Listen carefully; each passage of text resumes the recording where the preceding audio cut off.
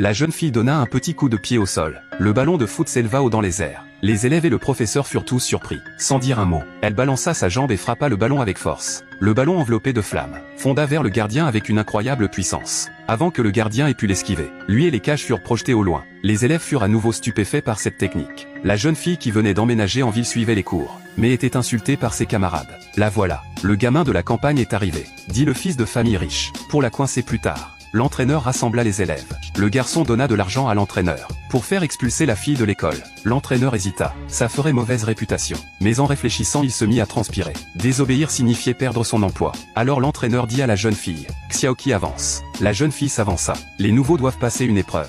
Réussis et tu pourras rester. Marque un but avec ce ballon de basket.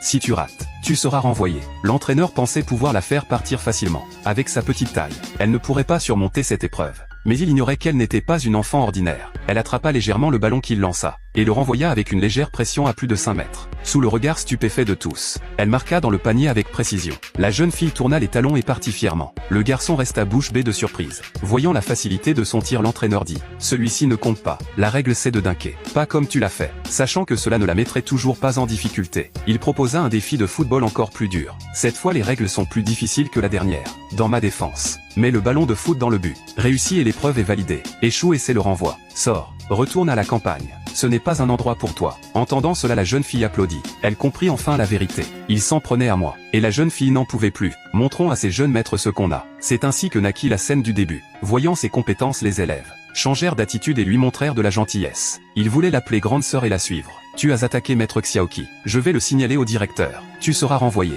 La nouvelle se répandit vite dans toute l'école. La belle-mère du garçon, furieuse, exigea de l'école qu'elle soit renvoyée. Sinon elle arrêterait de financer l'école. Le directeur convoqua d'urgence le père de la jeune fille, lui conseillant d'emmener sa fille. Mais la mère du garçon, enragée, insulta le père et sa fille en les traitant de mal élevés. L'homme l'écouta calmement et dit, on ne peut pas condamner ma fille sur sa parole. Il voulut entendre la version de sa fille. C'est alors que sa fille en tenue militaire fit son apparition dans le bureau du directeur. Les élèves la suivaient, et même le garçon de tout à l'heure lui jura allégeance, voyant son fils devenir le sous-fifre de la campagnarde. La belle-mère était mortifiée. Grande sœur, assieds-toi ici. Papa, pourquoi es-tu venu? Regarde ça. Est-ce que ça ressemble à un élève? Que faites-vous? Retournez en cours tout de suite. Former un groupe et faire de quelqu'un ton subordonné, c'est du harcèlement. Maman, pourquoi es-tu venu? Parce que ça a l'air sale. Notre fils, regarde les blessures sur son visage. Tout est de la faute de ta fille. Dis-le au père de Xiaoqi. Est-ce toi qui as blessé cet enfant? Pas besoin de demander. L'épouse d'un administrateur de l'école mentirait-elle?